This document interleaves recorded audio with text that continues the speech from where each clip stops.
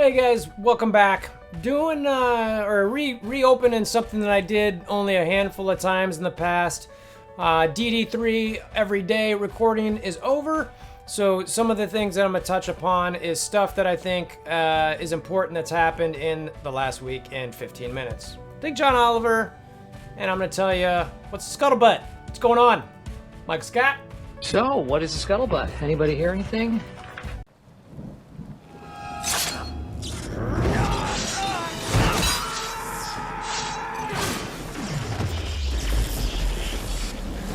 Bring me WolverThor!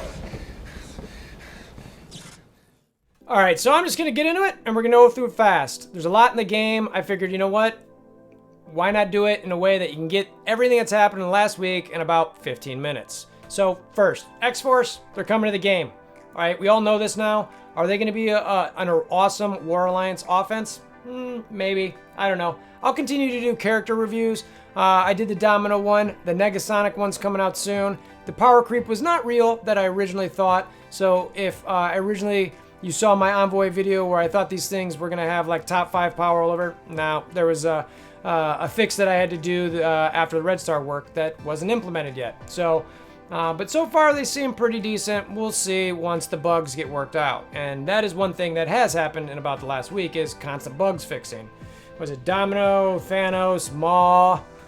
Who else? I mean, basically anybody that comes, right? So we'll see if Negasonic or X23 have something too. Look, I get COVID-19 has made it harder for people to work.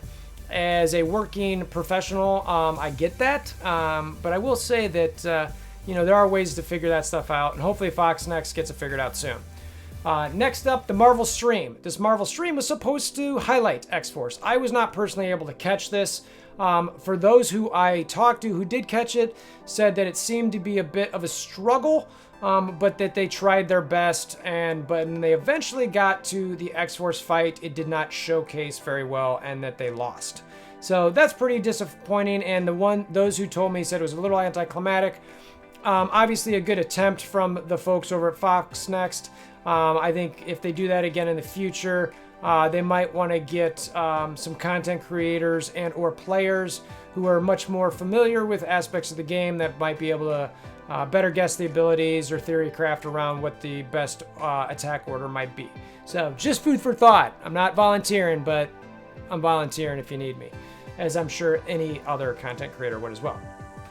Next up. Now this is kind of gaming holistically. If you haven't heard, there's a whole bunch of news over at Capital Games that's bringing a bunch of drama. And that's specifically potentially leading to more people in our community here at Marvel Strikeforce. They have banned one of Arnold's accounts. He had an account that he got from somebody else. I guess it's technically against the terms of service, so I get why they might have done that, but it has caused a lot of drama because Capital Games has let a lot of cheaters go with a lot of other things. So we, as a Marvel Strikeforce community, are likely going to see more players coming over from Star Wars Galaxy Heroes and potentially some new content creators. And I welcome all of you with open arms. I think the bigger our community grows, the more we will flourish and the more fun we can potentially have. But that means the pressure is on you, Fox Next, to make sure that the game continues to thrive. So fix those bugs. Make us happy. Don't make too many bottlenecks. We're watching you and we're going to hold you accountable. As you can see, people shift. So take this as a good example. Learn from Capital Games mistakes, Fox Next. We got people coming over. I've been asked a lot about an OMG video on Dark Dimension 3. I have to fully admit that I have not watched this video, but I was asked a ton of questions about the upgrades because of the content that I've done with Dark Dimension 3 with Punk and Yeti as far as our guides. The thumbnail said do not upgrade Ultron, and everyone kept asking me thoughts about this and tunes in Dark Dimension 3.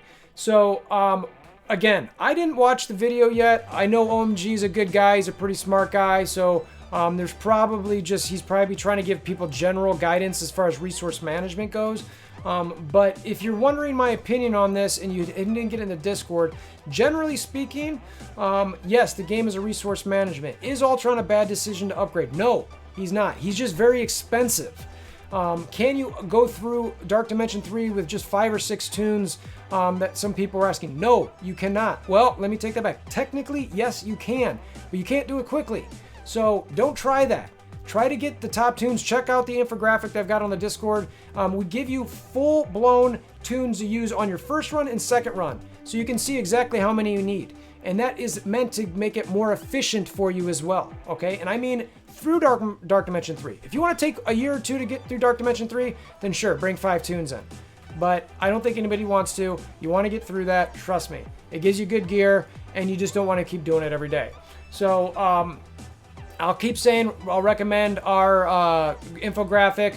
I'm sure that OMG meant, he's just trying to resource manage there. So for any of those who had those questions, he's not wrong, but I would definitely not recommend, only bringing a limited amount of tunes to Dark Dimension 3 if that's how people are interpreting it. I don't even know if he said that. So anyway, moving on. There was on the OG podcast this week, Dismal from Pants a Hawk joined those guys. And it was pretty funny. One of the things that I wanted to share about that is what we're calling Kraken problems, where in war, they're crushing people so badly that they have to find challenges for themselves. And what are those challenges? Leaving up globals until the end. Now, as someone in Alliance who gets to play Pants of Hawk pretty much every other season, it sucks first to play them, and it's still a butt kicking. So I very much appreciate Dismal and the Pants folks, letting us keep our globals for as long as possible. I wish I could say that it actually helped us much, but when you're pinching up 76 million in a war, it's not going to do much. But anyway, really enjoyed that aspect of it. One of the things that he also mentioned that I really kind of think is a good point is that he thought that Fox Next really should focus on fixing some bugs. And he thought during this work from home time was really a great opportunity to do it. And I would agree with him. And I think it could be a potential missed opportunity. I think it would have gone a lot further with the community if Fox Next would have fixed some of these bugs as opposed to trying to work on ISO 8, trying to get a bunch of new tunes that were ended up bugging out. Go through and clean up a bunch of stuff, in the game that's causing problems that, would make the community happy. And it's a reasonable time to have an excuse for lower numbers to your investors, etc. But they didn't take that. But I did want to make that point. He specifically mentioned making Wolverine awesome, which I absolutely agree with. And I hope that they would have done that. I mean, shield security, I think, is still taunting when stunned. I think Punisher can still assist when stunned.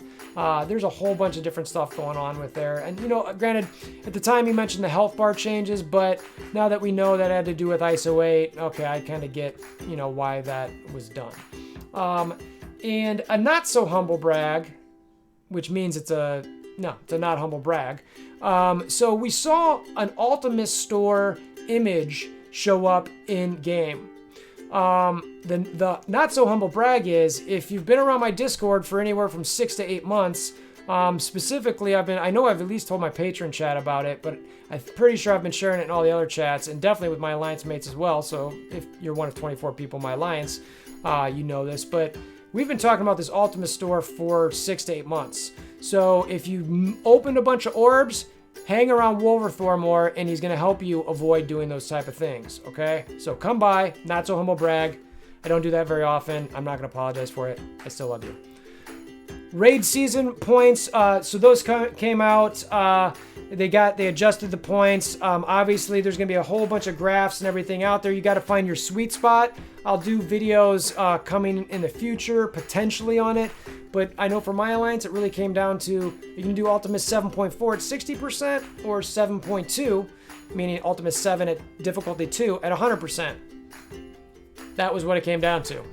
And 60% gives you way better season rewards. For some reason, difficulty 2 at 100% gives you slightly better individual rewards. It's the weirdest thing in the world. I don't get it why it's that dramatically different between those. I mean, it's not even 7.2 and 7.3, it's 7.2 and 7.4. So each Alliance is going to have to find their sweet spot that keeps them in the overall season rankings that they like. I love that Fox Next actually added new tiers to this where you're looking at, I think it's 1 through 3, 1, 2, 3, 4 through 10. 5 through 100, and then 1%, 2%, and then the other ones they have. So I do like seeing that. It gives us more opportunity to push for different sections in the game. So keep an eye out that. Figure that out with your alliance mates if you haven't already. Similarly related to raid rewards, really first-time rewards is, and I brought this up with Foxnex, is what happens is a first-time player comes, or if a player comes to your alliance and their first-time rewards, they haven't finished, say, Ultimus 7 difficulty 3, and you're farming 4 at 60 or 2 at 100. So you're jumping in between over that 7.3 at 100%. That player that comes to you is like, well, guys, I want to run a 7.3. And I've talked with multiple alliances about this, and it seems like many people are having that problem, and they're dropping down to help. My alliance is going to end up doing this for the person we brought in. But I could see certain alliances not being willing to do that, and that could cause problems with people finding a good home. My recommendation, if you're finishing difficulty 7.4 at 100%, and someone is in your alliance doesn't have 7.3 at 100%, allow it to be 7.4 and below. Get all of those first-time rewards. It's very similar to what you do when you're in a character campaign. If you do hard, node 3, then it gives you all of the medium and easy node 3s as well, so if you need to farm those. Similar concept, I think just implement it. I don't see a downside to it. Tell me if there is. What am I missing? I don't think I'm missing anything, but let me know. We'll kind of go from there. So, Ironheart Blitz? What the heck is 121 million? What? Apparently it was actually possible without bots. I know a lot of people talk about bots.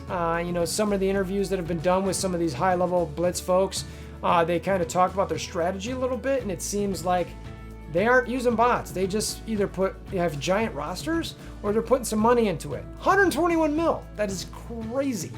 So anyway, congratulations, but I'm going to stick in my 20 to maximum 30 mil range, and I think I've got around a 7.5 mil CP, and I'm a dolphin-y minor whale type player, given that the CC status of it with some of the buys. But anyway, craziness. All right, and finishing off, and you saw the video from earlier today, ISO 8, coming in for better or worse. Will it improve the bottle game or the game? Will it improve your gameplay, or is it just going to be a bottleneck time seek mechanic that's going to eventually make them a bunch of money for anybody who's trying to stay atop of whatever leaderboards they want? We'll see. If you want to see that video, go check out the Envoy video that I sent out earlier today. I don't want to get into that anymore because it was covered there. Let's go check out this blog real quick that we just got. One last thing before moving on from ISO 8 into the blog. ISO oops. Guess I should have shown some of those numbers, huh? I'll have to think about that more next time. Sorry I held back on you guys. Was not my intent. Would have definitely loved to jump into those stats, but trying to follow the rules. Anyway, let's check out this blog. All right, so this blog, June 19th, 2020. First review of this, so we'll go through it kind of together here. You guys have probably already read it at this point, but I want to throw it out there and give you my quick reaction to it. So, X23, she's come to the game. Cool. Unleash the claws and fury of X23. Hero, Global, Mutant, Brawler, XForce, stuff we had in the Envoy video previously. We've got her kit here, which again, I did this in a previous video, so I'm not going to go through this line item by line item, but she seems like she's a pretty good tune. I'm pretty excited to see how she plays, especially with some of her other teams. X-Force probably going to stick her there, but I wouldn't mind playing around with her a little bit. I don't know, Brawlers kind of stink these days, but she's at least worth testing with the other thing. I don't see anything happening with the Wolverine aspect. It was cute that they threw it in there, but not seeing it. Upcoming blitzes. Let's see, we got Mr. Fantastic, and then Blonde with a Carnage character. So I guess we're gonna get Mr. Fantastic and Carnage. The Carnage one's pretty nice. Unity event, don't forget that that's coming. It starts this weekend, so be on the lookout for those milestones. We'll see what it comes out with. I like to jump into those numbers and check it out. I did a real detailed dive in the Cyclops one, the Namor one, all that kind of thing, so you can know exactly how much you have to blitz. So keep an eye out for that. Calling all agents, coming down the pipeline. We've got some extra bonus shards for shield. Cool. Until next time, good luck, Commander. So pretty short blog. Nothing really going on here outside the blitzes, the Unity event this weekend. ISO 8's all the hotness right now. X23 gonna come to the game at some point. The tidbit I'll leave you with for the day is I can't wait for Emma Frost. So thanks for stopping by, and I hope you have a wonderful day.